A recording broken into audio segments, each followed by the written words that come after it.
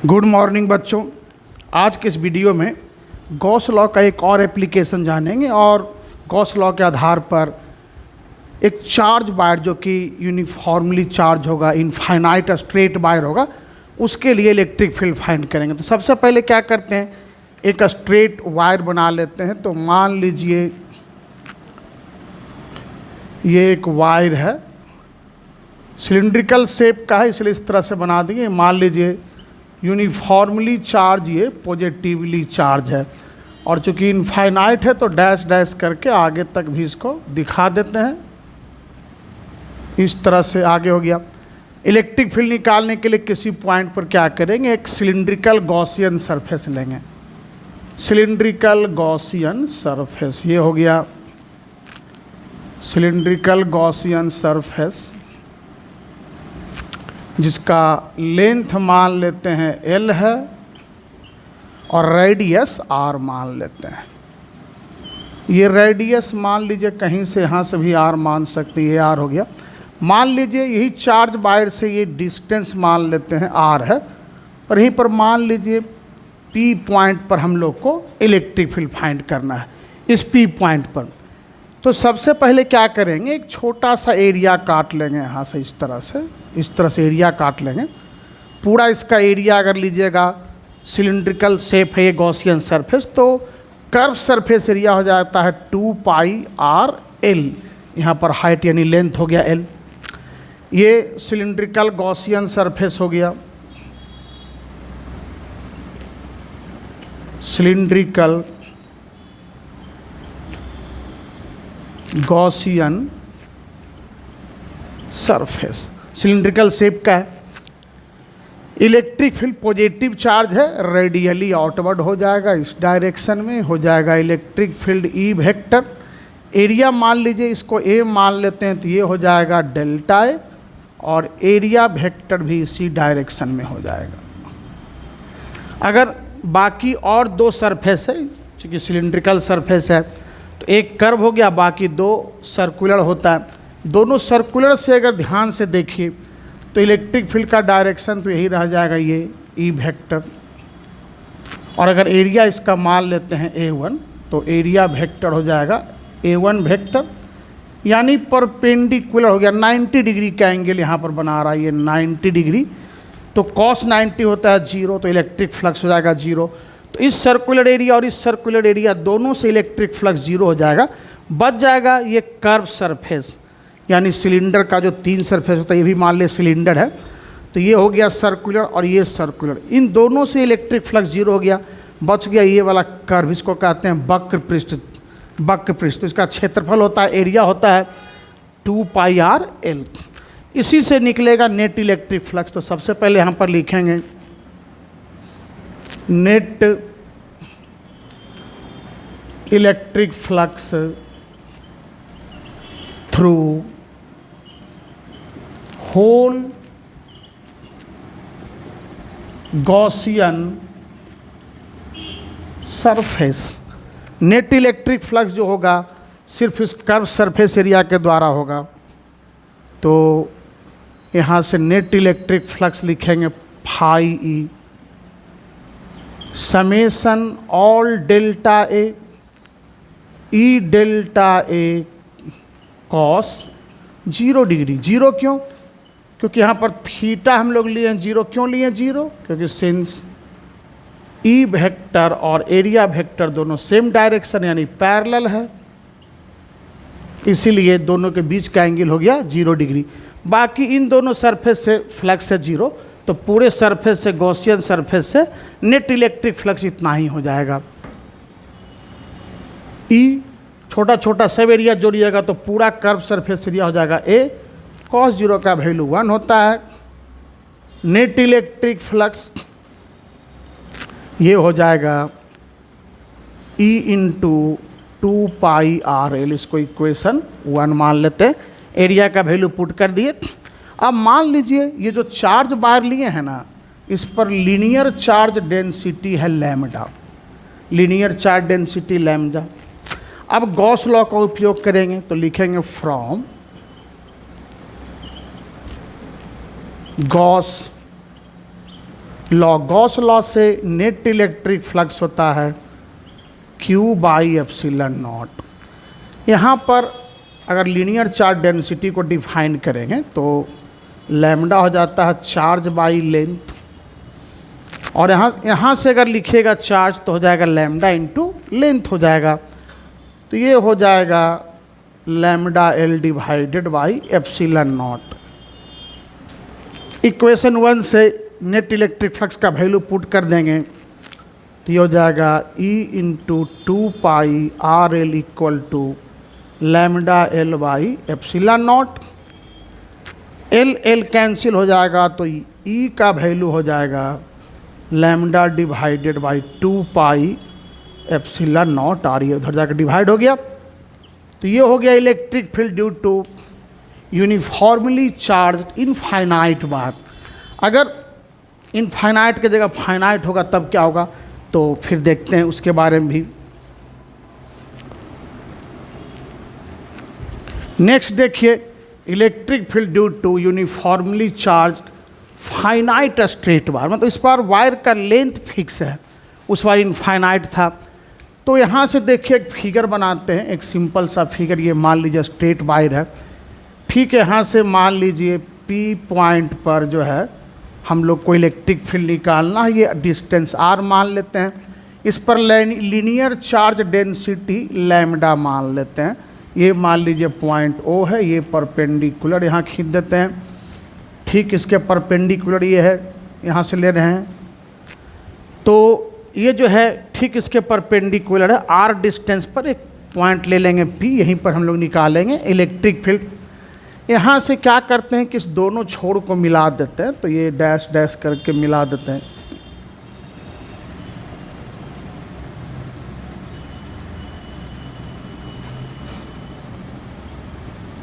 इसी तरह ये मिला दिए। मान लीजिए यहाँ से x डिस्टेंस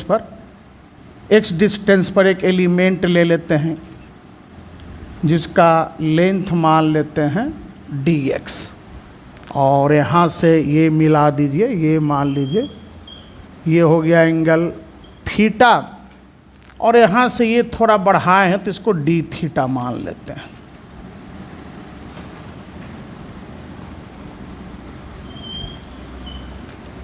ये हो गया d थीटा। इस पूरे एंगल को अल्फ़ा मान लेंगे और इस पूरे एंगल को जो है बीटा मान लेंगे। यहाँ से यहाँ तक इसको बीटा मान लेते हैं। ये हो गया।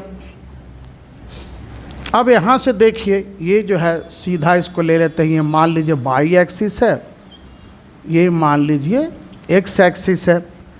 ठीक इस एलिमेंट के कारण यहाँ पर जो एलिमेंट लिए हैं तो इस पर लीनियर चार्ज डेंसिटी है लैम्डा, तो चार्ज इसमें होगा, जो भी चार्ज होगा यानी लैम्डा dx। उस चार्ज के कारण जो लैम्डा dx चार्ज होगा उसके कारण जो इलेक्ट्रिक फील्ड होगा उसको मान लीजिए ये d। ये सीधा थोड़ा हल्का सीधा कर देते हैं इस तरह से, ये मान लीजिए हो गया डी। ये थीटा, तो ये वर्टिकली अपोजिट एंगल थीटा, इसका दो कंपोनेंट इधर हो जाएगा डी ई कॉस थीटा और ये हो जाएगा D E sine theta, D sine theta. सबसे पहले क्या करेंगे, मतलब कि ये आर डिस्टेंस है, सबसे पहले इस डी जो डी हम लोग देख रहे हैं वो निकालेंगे और उसके बाद इंटीग्रेट कर देंगे। डी का दो कंपोनेंट ऑलरेडी देख रहे हैं तो इंटीग्रेट करेंगे तो एक्स और वाई एक्सिस के लॉन्ग इलेक्ट्रिक फील्ड निकल जाएगा। तो यहाँ से ई एक्स एक्सिस के लॉन्ग जो इलेक्ट्रिक फील्ड होगा वो हो जाएगा lambda divided by 4 pi epsilon nought R और ये हो जाएगा cos alpha minus cos beta. X axis के लॉन्ग हो जाएगा इलेक्ट्रिक फील्ड। इस फॉर्मूला को चाहें तो ऐसे भी लिख सकते हैं, इसको ऐसे भी लिख सकते हैं ई एक्स ये के लैम्डा बाई आर और cos alpha minus cos beta. उसी तरह से बाई एक्सिस के लॉन्ग लेंगे, बाई एक्सिस के लॉन्ग, तो ये हो जाएगा ई बाई हो जाएगा, उसी तरह से लिख सकते हैं lambda divided by 4 pi epsilon not, और इसमें हो जाएगा sign alpha plus sine beta. तो ये हो गया इलेक्ट्रिक फील्ड। ये मान लीजिए एक्स एक्सिस के लॉन्ग, ये हो गया बाई एक्सिस के लॉन्ग। आप इसको भी चाहें तो यहाँ पर इस तरीके से लिख सकते हैं K lambda by R into sine alpha plus sine beta. तो ये जब वायर स्ट्रेट रहेगा ना, तो स्ट्रेट वायर के केस में इलेक्ट्रिक फील्ड यही होगा, एक्स एक्सिस के लॉन्ग इतना हो जाएगा और बाई एक्सिस के लॉन्ग इतना हो जाएगा। ठीक है, फिर देखते हैं अगर सर्कुलर शेप होगा या वायर या सर्कुलर आर्क होगा तो क्या होगा।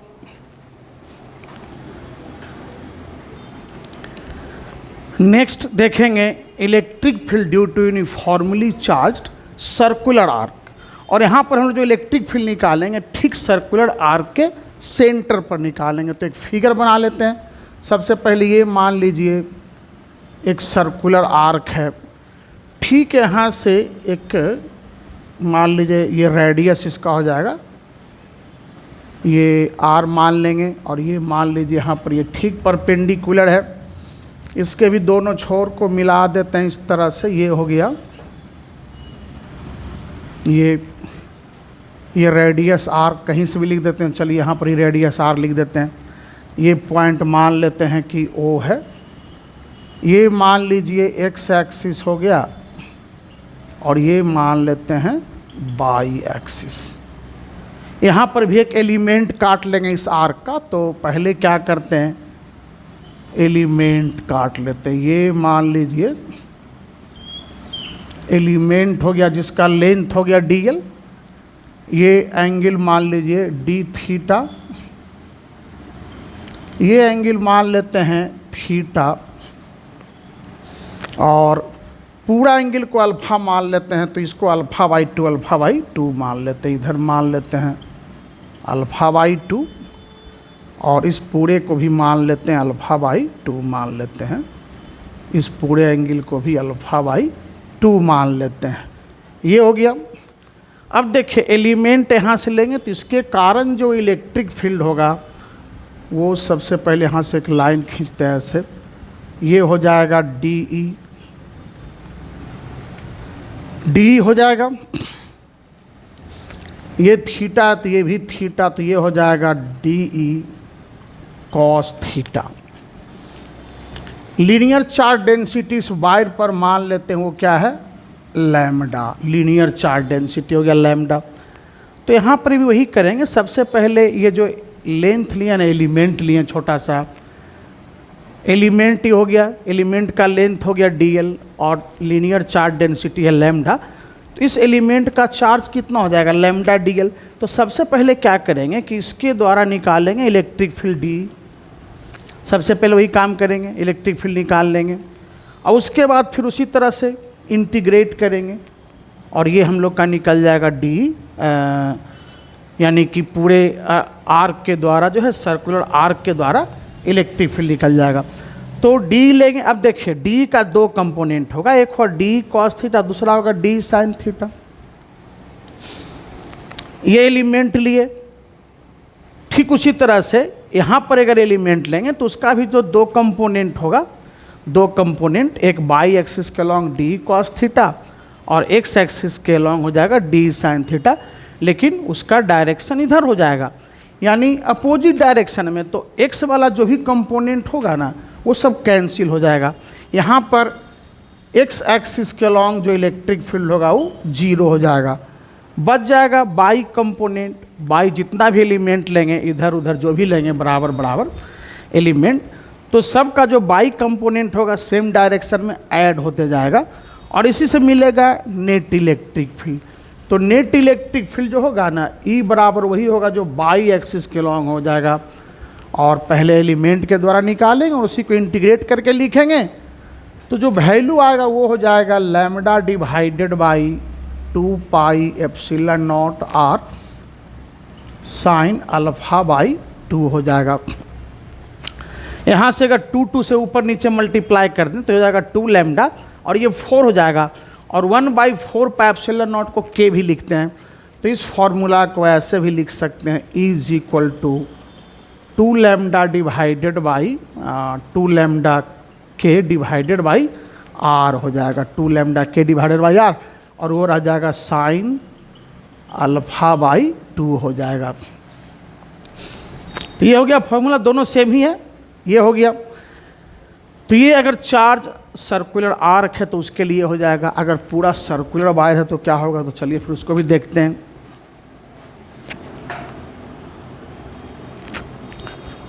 नेक्स्ट पॉइंट देखते हैं।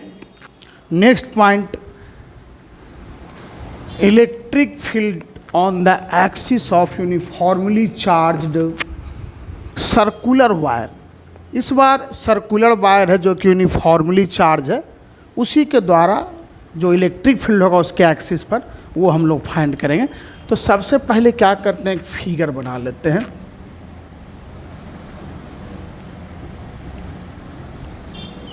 ये मान लीजिए सर्कुलर वायर है, इसका रेडियस आर मान लेते हैं, ये हो गया रेडियस आर, और ये मान लीजिए इसका एक्सिस है, ये मान लेते हैं एक्स एक्सिस इधर। इसका एक छोटा सा एलिमेंट ले लेते हैं, मान लीजिए इस पर पूरा चार्ज कितना है, क्यू है, तो छोटा सा एलिमेंट काटेंगे तो उसका चार्ज हो जाएगा डी क्यू। यहाँ से मान लीजिए ठीक एक्स एक्सिस पर, ये मान लीजिए यहाँ से एक्स एक्सिस पर ये पॉइंट है, यहीं पर लेंगे तो इसको आगे बढ़ा देते हैं, तो ये हो जाएगा इलेक्ट्रिक फील्ड डी इस एलिमेंट के कारण। एक्स इसको थीटा मान लेते हैं, ये भी हो जाएगा थीटा। ये आर है, ये आर है रेडियस इसका, इस यूनिफॉर्मली चार्ज सर्कुलर वायर का रेडियस आर हो गया, और इस पर चार्ज कितना है, क्यू है, चार्ज है क्यू। तो यहाँ से ये मान लीजिए ठीक इसका सेंटर मान लेते हैं, यहाँ से एक्स डिस्टेंस पर, जो कि एक्स एक्सिस पर ले रहे हैं, ये मान लीजिए पॉइंट है पी, यहीं पर इलेक्ट्रिक फील्ड फाइंड करेंगे। तो सबसे पहले जो है ना, वो उस जो हम लोग देख रहे हैं डी वेक्टर, ये एलिमेंट के कारण है। अब इसका डिस्टेंस यहाँ पता कर लेते हैं कितना है, तो ये हो जाएगा R square plus X square पर पावर 1/2 हो गया, ये डिस्टेंस हो गया। वो जो इलेक्ट्रिक फील्ड है उसका 2 कंपोनेंट होगा, एक हो जाएगा ठीक एक्स एक्सिस के लॉन्ग, और वो लिखेंगे डी ई कॉस थीटा, दूसरा बाई एक्सिस के लॉन्ग लेंगे तो डी ई साइन थीटा। ये तो ये एलिमेंट ली, अगर ठीक इसके अपोजिट एलिमेंट लेंगे यहाँ पर, अपोजिट एलिमेंट, तो यहाँ पर अगर लेंगे तो इसके कारण भी इलेक्ट्रिक फील्ड मान लिया जाएगा डी, और इसका 2 कंपोनेंट होगा, एक हो जाएगा इधर बाई एक्सिस के लॉन्ग ठीक उसके विपरीत, और दूसरा हो जाएगा एक्स एक्सिस के लॉन्ग इसी के डायरेक्शन में। यानी यहाँ पर जो हो जाएगा ना, बाई के लॉन्ग जो इलेक्ट्रिक फील्ड हो जाएगा वो 0 हो जाएगा, तो बच जाएगा एक्स एक्सिस के लॉन्ग नेट इलेक्ट्रिक फील्ड जो निकलेगा वो एक्स एक्सिस के लॉन्ग। तो पहले डी निकाल लेंगे, फॉर्मूला आप जानते हैं इलेक्ट्रिक फील्ड का क्या होता है, K Q by R square. R square में डिस्टेंस ये हो जाएगा इसका स्क्वायर, यानी स्क्वायर करेंगे तो R square plus X square, और फिर उसी को इंटीग्रेट कर देंगे, ये वाला कंपोनेंट लेकर के डी कॉस थीटा लेकर के इंटीग्रेट कर देंगे, तो यहाँ से जो इलेक्ट्रिक फील्ड आ जाएगा ये भी आपको किसके लॉन्ग आएगा, तो एक्स एक्सिस के लॉन्ग आएगा, बाई तो वाला तो कैंसिल हो गया, तो ये जो नेट इलेक्ट्रिक फील्ड होगा वही एक्स एक्सिस के लॉन्ग हो जाएगा। और यहाँ से लिख सकते हैं इसी तरह से, मान लीजिए इसको इंटीग्रेट कर देंगे डी कॉस थीटा, और इंटीग्रेट करने के बाद बस यहाँ पर चार्ज वेरी करेगा, चार्ज हो जाएगा 0 से Q, 0 से Q पर इंटीग्रेट करेंगे इसको चार्ज को लेकर के। D का वैल्यू पता है, कॉस थीटा यहाँ से निकाल सकते हैं, बेस बाई हाइपोटेनस, तो इसको वैल्यू बैठा देंगे। D अभी बताए थे, ये हो जाएगा के क्यू, मतलब के क्यू की जगह पर डी क्यू, आर स्क्वायर ये रह जाएगा। तो चलिए एक स्टेप बढ़ा देते हैं यहाँ पर 0 से Q, और ये हो जाएगा डी क्यू, तो ये हो जाएगा K D Q by R square plus X square, और कॉस थीटा का वैल्यू लिखेंगे कि हो जाएगा X divided by R square plus X square पर पावर 1/2 के एक्स बाहर निकल जाएगा, डी क्यू को इंटीग्रेट करेंगे तो क्यू, और क्यू से जीरो है तो क्यू ही रह जाएगा, यानी नेट इलेक्ट्रिक फील्ड यहाँ से इज इक्वल टू हो जाएगा K Q X divided by R square plus X square पर power 3/2 K Q X divided by R square plus X square पर पावर 3/2। तो ये हो गया सर्कुलर वायर के एक्सिस के पर कोई पॉइंट है, उस पॉइंट पर इलेक्ट्रिक फील्ड का वैल्यू। अगर ठीक सेंटर पर आ जाएंगे ना, सेंटर पर, तो सेंटर पर एक्स हो जाएगा 0 और ये पूरा का पूरा हो जाएगा 0 हो जाएगा। तो ये हो गया। चलिए ठीक है, आज के लिए इतना ही रखते हैं। नेक्स्ट क्लास में कुछ और जानेंगे। एक चीज़ और जान लीजिए थोड़ा सा। देखिए यहाँ पर जो था ना, अभी थोड़ा देर पहले बताए थे आपको, सर्कुलर आर्क वाला में भी यही केस है। वहाँ पर भी अपोजिट एलिमेंट लेते जाते तो वहाँ पर कैंसिल होते जा रहा था। वहाँ पर भी एक्स के लॉन्ग जो था उसमें एक्स के लॉन्ग सब कैंसिल हो रहा था, वाई के लॉन्ग सब ऐड हो रहा था कंपोनेंट। इसमें वाई के लॉन्ग कैंसिल हो जाएगा, एक्स के लॉन्ग जो कंपोनेंट होगा ऐड होते जाएगा। तो ठीक है, आज के तब तक नेक्स्ट वीडियो देखेंगे, तब तक नमस्कार।